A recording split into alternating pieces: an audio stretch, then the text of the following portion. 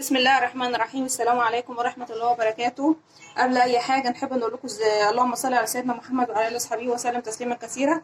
ازيكم يا حبايبي؟ عاملين ايه؟ يا رب تكونوا بخير وفي أحسن حال. وحشتوني من امبارح للنهاردة. أنا النهاردة جاية أعمل لكم ده سجق. ده ايه؟ سجق. هتقولوا سجق؟ هقول لكم سجق. احنا جاية النهاردة أوريكم طريقة عمل السجق في البيت. والله يا جماعة لما تعملوا في البيت هيكون أنضف وأحسن، وتلاقي نفسك بتاكلي وأنت مرتاحة مطمنة. عيالك بياكلوا حاجه نظيفه، وانت بتاكلي حاجه نظيفه، وجوزك بياكل حاجه نظيفه، حاجه انت عاملاها بايدك وعارفه هي معموله ازاي. يلا بينا بقى نمشي بالخطوات واحده واحده. وقبل ما نمشي بالخطوات واقول لكم المقادير واقول لكم المكونات، اقول لكم ما تنسونيش باللايك وبالشير والسبسكرايب في مطبخ ام مصطفى. ويلا بينا على الخطوات والمقادير. ودلوقتي هقول لكم الخطوات، هقول لكم قصدي المقادير الاول، وبعد كده هقول لكم الخطوات هتعمل ازاي. اول حاجه نص كيلو لحمه مفرومه، بس يكون فيها نسبه من الدهن. تمام اهي. والبهارات ممكن تجيبي من عند العطار بهارات السجق جاهزه، بتبقى معموله على بعض. بس انا حبيت اقول لكم هي بتتعمل ازاي او تركيبتها ازاي، او لو الحاجه عندك في البيت بدل ما تشتري من عند العطار يبقى تبقى موجوده عندك على طول.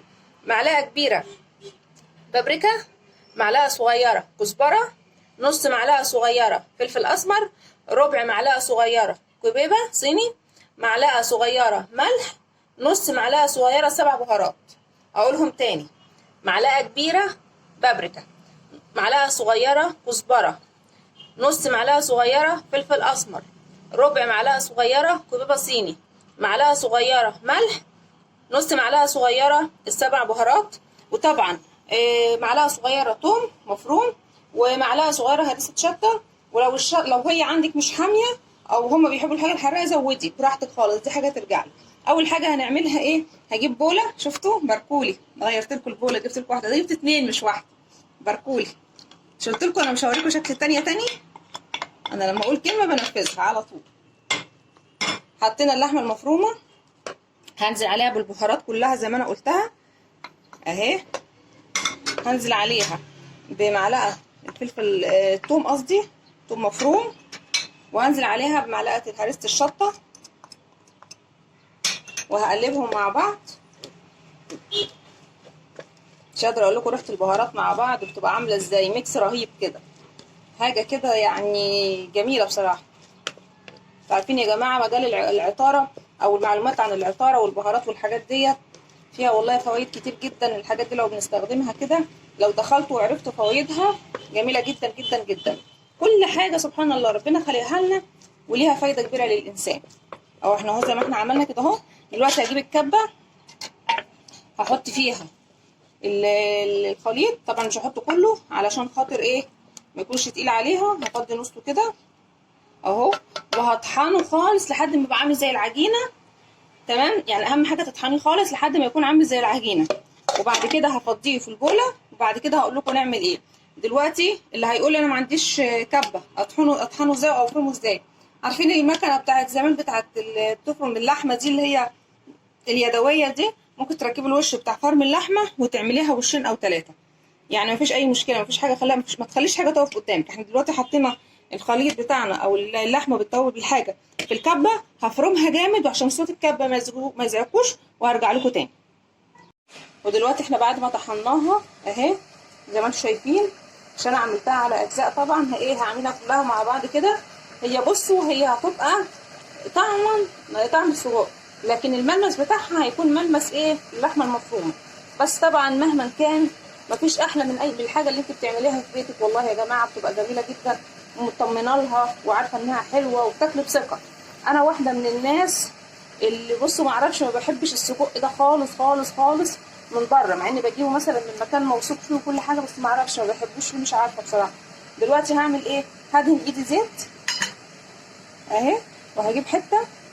هو في كذا طريقه اللي انت تصبعيها، كذا طريقه، كل واحد يعمل الطريقه اللي هو عايزها. انا هوريكم كذا طريقه. دي كده طريقه. طبعا هتعملي الايه؟ الطول والحجم اللي انت عايزاه. بصي متماسكه ازاي وحلوه ازاي، وريحتها جميله بصراحه، ريحتها تحفه اهي.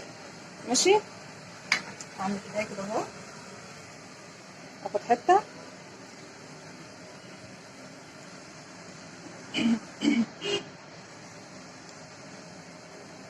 اللحم المفروم موجود عند كل واحده في بيتها. اعملوا وجربوا، شوفوا هتنفع ولا مش هتنفع. ما تنسوناش يا جماعه باللايك وبالشير، الله يكرمكم، والسبسكرايب كده، وانشروا الفيديوهات لاصحابكم، خليهم يشوفوا. وربنا كده ايه يكرم الجميع يا رب. اهي شايفين كده.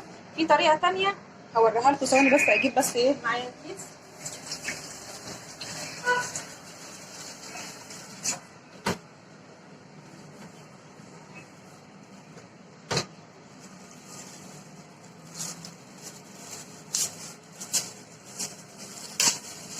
اهي بصوا، بنجيب كيسه كده واحط فيها حته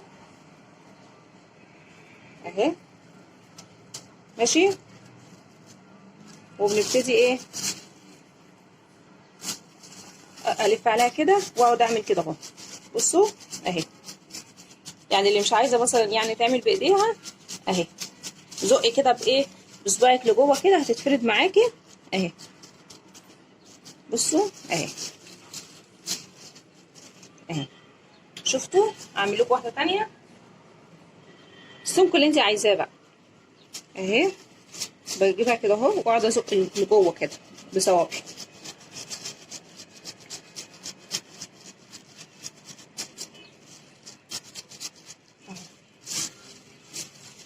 طول اللي انت عايزاه والسمك.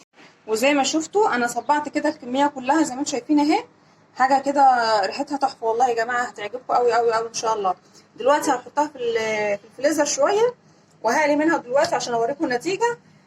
بس قبل ما تحطها في الفريزر يا ريت تلفوها بستريتش رول كده اهو، وتحفظوها كويس وتحطوها في الفريزر تمسك نفسها شويه. وانا دلوقتي هطلعها واوريكم وانا بحطها في الزيت وهقليها كده اهو. يعني انا هقلي بس كده كام واحده كده اهو، وبعد كده ان شاء الله بقى في حلقات تانية ممكن ابقى اوريكم هعمل بيها ايه تاني. ودلوقتي انا ما لحقتش بصراحه احطها في الفريزر كتير، يعني انا حطيتها ما فيش 5 دقايق بس عشان مستعجله. هطلع هقلي منها كده كام واحده كده اوريكم بس النتيجه وهدخلها تاني.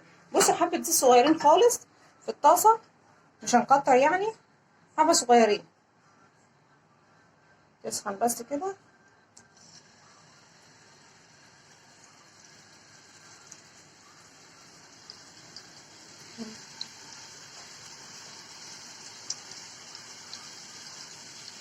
اهو بصوا اتعودوا ان انتوا بصوا ما تقلبوش فيها كتير عشان ما تتهريش، سيبوها تاخد التشويحه بتاعتها الاول من تحت وبعد كده نبتدي نقلب.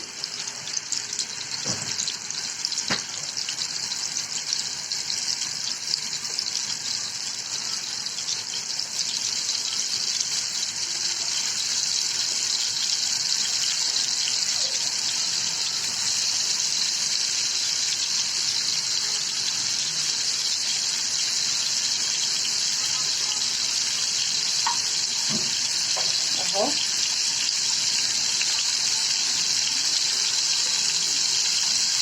وطي عليها النار شويه تستوي، تاخد الصدمه ونروح قلبين عليها ونروح مقلبين الناحيه الثانيه.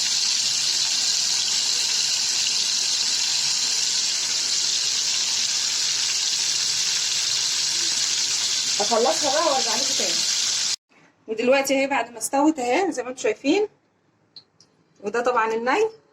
انا من رايي اللي احنا نطولها شويه كمان لان هي بتكش يا جماعه، يعني انا من رايي وانتوا بتعملوها اللي هي دي العجين ديت قبل ما تقلوها طولوها على قد ما تقدروا لانها بتكش. بس هي شكلها جميل جدا ومستويه من جوه وشكلها تحفه اهوت وريحتها جميل جدا جدا جدا. ويا رب تكون الحلقه عجبتكم، ما تنسونوش بقى باللايك وبالشير وبالسبسكرايب في مطبخ ام مصطفى. والسلام عليكم ورحمه الله وبركاته.